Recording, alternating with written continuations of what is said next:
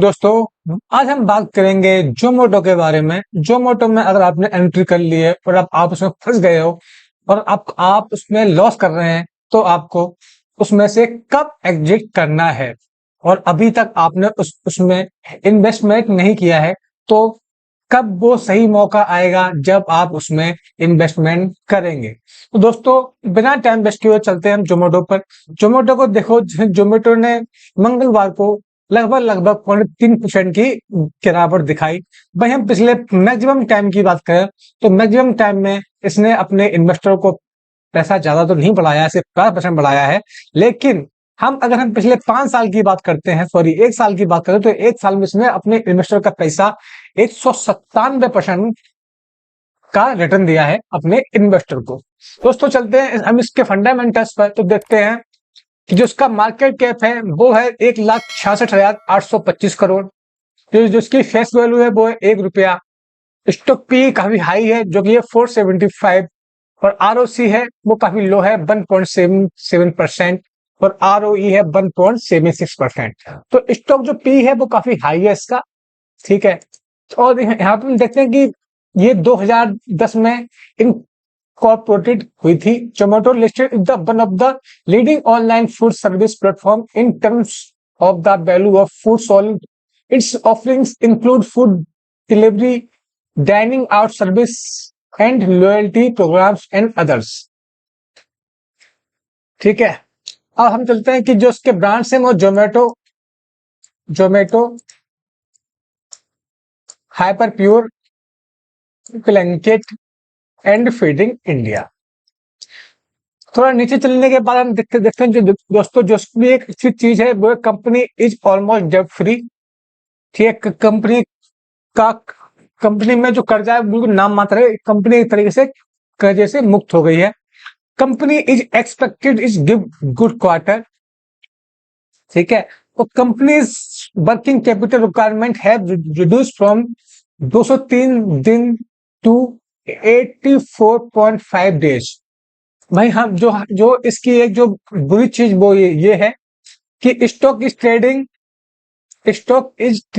Eight 8.17 times its book value.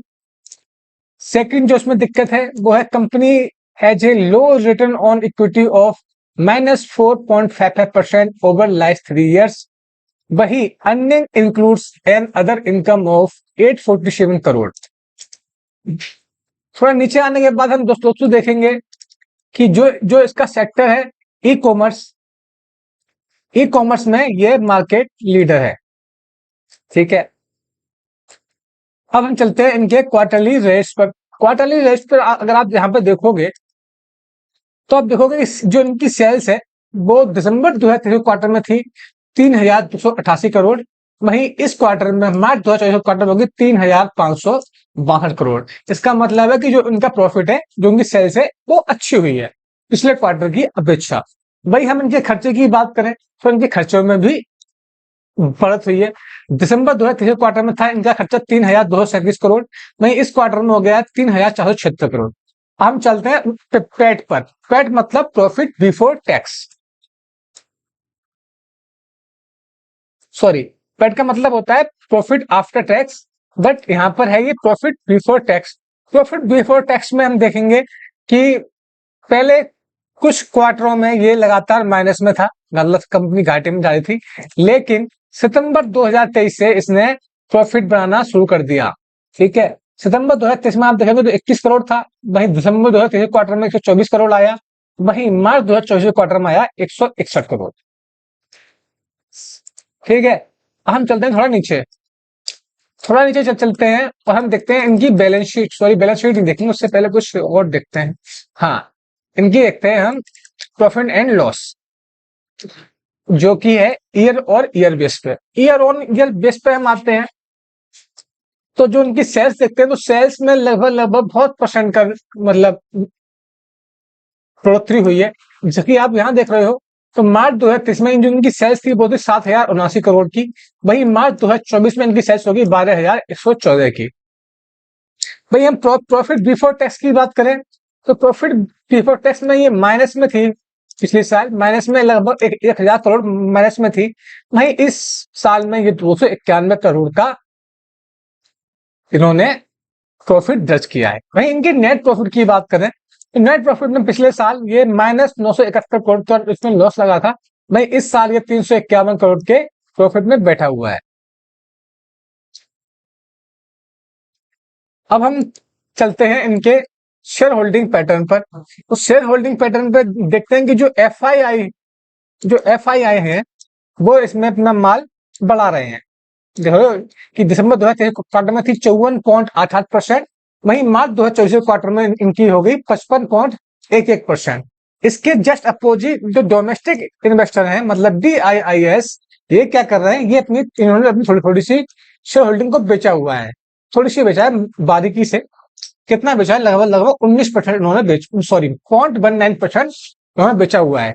दिसंबर 2023 quarter में जो इनकी शेयर होल्डिंग थी वो थी 15.47%।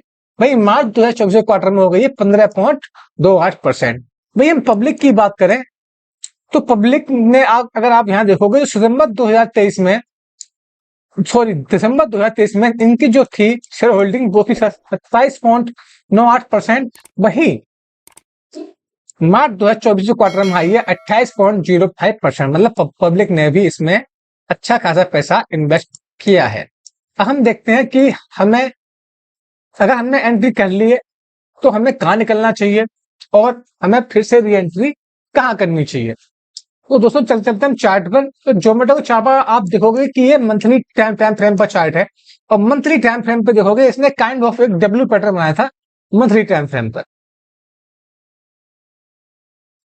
ये इसकी नेकलाइन हो गई और नेकलाइन के ब्रेकआउट करने के बाद स्टॉक ने यहां से लेके यहां तक 105% का रिटर्न दिया। कितने महीनों में?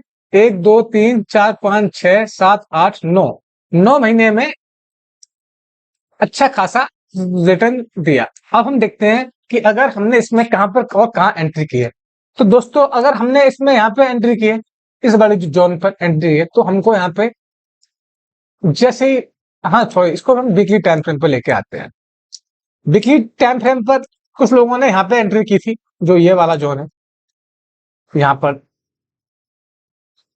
मैं पैटर्न आता हूँ यहाँ पे एंट्री की थी। तो उनको तो यहाँ पे जैसे ये इस लेवल का ब्रेकआउट करे जो कि है 167 रुपीज का, तो 167 रुपए का जब भी ये ब्रेक डाउन करता है नीचे की ओर आता है तब हमको एग्जिट कर जाना है।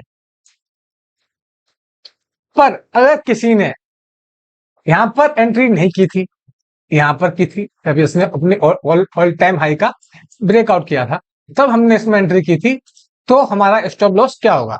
तो हमारा स्टॉप लॉस दोस्तों होगा ये वाला जो ये वाली जो एक हैमर कैंडल है, आप इसका स्टॉप लॉस लगा सकते हो। ठीक है, या फिर जब ये इसका ब्रेक डाउन कर देता है तो भी हम स्टॉप यहाँ पे स्टॉप लॉस लगा सकते हैं। पर अगर जब ये स्टॉक ऐसे टाइम स्पेंड करके जब ये स्टॉक ऐसे टाइम स्पेंड करके और यहाँ पर आता है और एक बुलिश कैंडल बनाता है, बुलिश कैंडल बनाकर हम वहां पर भी री एंट्री कर सकते हैं जिन लोगों की एंट्री मिस हो गई है। ठीक है, हम देखते हैं कि इसमें ये स्टॉक मतलब कहां तक गिर सकता है, कहां तक गिर सकता है, तो उसके निकाल लेंगे हम फिबोनाची। तो हम देखते हैं कि ये स्टॉक कहां तक गिर सकता है। तो दोस्तों ये स्टॉक जो है वो जो ये वाली जो रेड कैंडल है इसका जो लो है यहां तक आने की उम्मीद है। अगर इसने इस लेवल का ब्रेकआउट कर दिया, मतलब जो ये थोड़ा मैं जूम करके दिखाता हूं आपको, तो जो आप देख रहे हो जो ये वाली जो कैंडल है, ये जो रेड कैंडल है, इसका जो लो है, अगर इसने इसका ब्रेकआउट कर दिया तो ये स्टॉक यहां तक आ सकता है और यहां पर आपको फिर से एंट्री करने का मौका दे सकता है। आई होप आपको वीडियो अच्छा लगा होगा। वीडियो अच्छा लगा तो वीडियो को लाइक कर दें, चैनल को सब्सक्राइब कर दें और घंटा जरूर दबा दें जिससे कि आने वाला हर एक नोटिफिकेशन आपको टाइम टू टाइम मिलता रहे। मिलते हैं नए वीडियो में, तब तक के लिए जय हिंद, जय भारत।